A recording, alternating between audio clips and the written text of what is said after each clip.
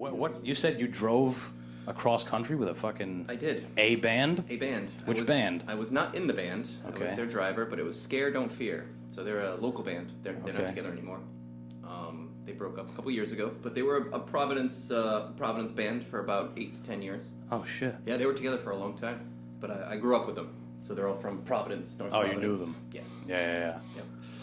And they had been together for a while, but they had a large opportunity. They got a pretty big opportunity to go on Warped Tour, 2014. Okay. So it was the second to last year that they did a Warped Tour all over the country.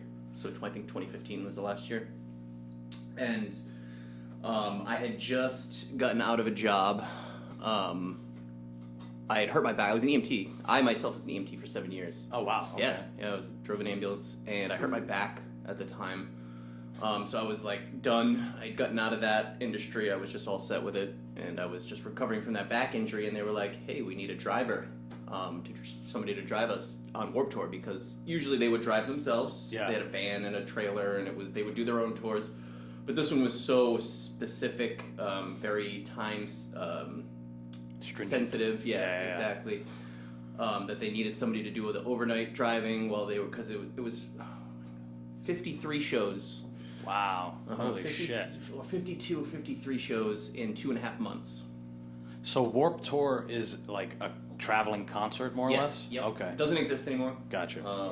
So it was like, think of it like an outdoor... It was the original music festival, to be honest with you. Well, no, I can't say that. Lollapalooza, those are the originals. But Woodstock. Yeah, you're right. Yes. But it was for a long time, I think probably since early 90s, I would say, is when it started. And it started in the punk scene. Okay. So it started with punk, and Kevin Lyman was the guy who put it all together. He ran it, and then Vans picked it up as the main sponsor. So it became Vans Warped Tour. Yes, I for vaguely remember this. Very long time. Yeah. But yeah, it started with punk bands, and then over time slowly amalgamated to every genre of music. So you would go to the Warped Tour, and there would be hip hop, always punk. Then you would get into metal, and then you would get hip hop, and then you would get like just a little bit of everything. Ska was big for a while. Ska. Yeah. Interesting. Even when it was big, people don't even know what that is. Exactly. I barely do. I just. I know it's like this. Somebody explained to me, ska is the music that plays in a 9-year-old's head, Yeah. when he gets extra mozzarella sticks. That's exciting. Yeah, very exciting. So yeah. And what kind of band was this? So they were a fusion band, metalcore. Okay. So they did hip hop and metal. Well, rock hip hop. Yeah. Think like Limp Bizkit, late 90s. Gotcha. A little bit past Angsty their time. White guys. Yeah. A lot of weed influence in the music. A lot of marijuana influence. A lot of I don't know. A lot of hip. It was hip hop with a full band to play the music. Sure. And just spun differently. Yeah, and then the drummer Larry, he still makes beats and does all this stuff. He would do all the sound engineering on the side as well. Okay. So it was cool. They had something going. They had quite a following. I think part of the reason they broke up was because a large part of their following were juggalos, and they weren't. That's not their thing. That's not the target audience they were going for. But that's who they ended up picking up. Inadvertently. And then one thing led to another, and they all went their separate ways. But in 2014, their biggest opportunity they ever got was to play Warped Tour. Mm-hmm. Yeah. It's funny that you brought up juggalos, because the other day my mom was talking about, she saw something, might have been like an old Dr. Phil episode or some shit like that. It's all good. This thing is band-aided altogether. Yeah. And she was talking about, she's like, what's that group? They're crazy. They're crazy. Insane Clown Posse? And I'm like, yeah, Mom. Insane. Yeah, they're not around anymore, mostly. Yeah, no. And she's like, what are their names? Shag Dog? And Close. I forgot their names. Yeah. It's Oh God, I forgot that I was gonna correct you and be listen, I don't even know. I corrected Violent her. Violent J, and Shaggy Two Dope. Yes, That's there we go. their names. Shaggy Two Dope was the skinnier one. Violent J was recently on Steve-O's podcast. Okay. Yeah, he did Steve-O's podcast, and it was actually a really good episode because they don't like juggalos. So they were like, that was never our thing. Right. That was never our intention. They made their own culture, community around us, and then like picked up other bands along the way. He's like, that was never our shit. Right. I kind of respect that. Sure. But they made money off it. They did. They made a lot of money off it, I think. And actually, they do every year. They do the gathering of the Juggalos. Yeah. I've heard of that. That's a big. It's a nightmare.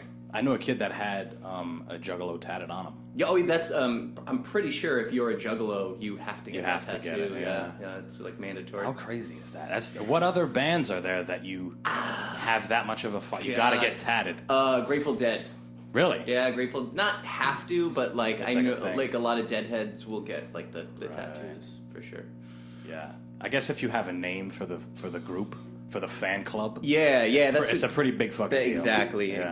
I mean, I know a lot of, even though they're very mellow, a lot of Dave Matthews Band fans do their own thing. They have their own community and whatnot. Not my thing. Right. So you went to all 50 cities with them? So what happened? So yes, there were 50. Oh God, I don't want to just throw out a number because I'd be making it up. It's in the vicinity of 48 to 52, somewhere around there. Close. 2 of them were in Canada, Toronto and Montreal. Wow. But yeah, we went to almost every continental U.S. state, but minus Alaska and Hawaii. Wow. That summer, in 2.5 months, I drove 55,000 miles. That's around the Earth twice. Yeah. That is around the equator twice. Holy fuck. Yep, in 2.5 months. It was intense. I didn't enjoy it as much as I originally thought. I thought it was going to be this crazy summer on Warped Tour, but I was working the whole time. Yeah. And I did get to enjoy. Now, obviously, some of the drives weren't as bad as the other ones, so I didn't have to sleep as often during the day. So what I was driving was a 28-foot RV. You don't need a CDL for that? Not for the. It's called a. Class C, Class A. They have a couple of them. Class A, Class B. Yeah, it's the one that's connected. It's all one piece. It's not a hitched or anything like that. Right. And then I had a 16-foot double axle trailer on that. Oh fuck. Yeah, I'll show you a picture. How was that hard to like? Coming from, at the time, I had been driving box truck ambulances for a while, right? Without a rear view mirror or anything. The trailer was the tough part because if you've never driven with a trailer before, it can be a little dicey. Oh man, especially something that big. Yeah. You end up getting caught. Found myself caught in a lot of weird situations when I was trying to get gas or whatever we were doing. This has got to be a fucking hassle. This is it right here. Here it is. A lot of merchandise in that fucking. Jeez. Yeah. God damn. Yep. That was home. That was home for 2.5 months. Yeah. It was pretty comfy, for what it is. We did a tour. I did a tour with them the following year where we didn't have that. We had a van and we slept in the van. That was really rough. Oh. Yeah. Yeah. People overlook the. Everyone looks at an entertainer and they're like, they just go up on the stage and that's it. Especially lower end performers who don't have the money to afford a tour bus. Mm-hmm. Yeah, if you're touring and not a tour bus, it's a harsh life. Oh, I can imagine. It's a harsh life.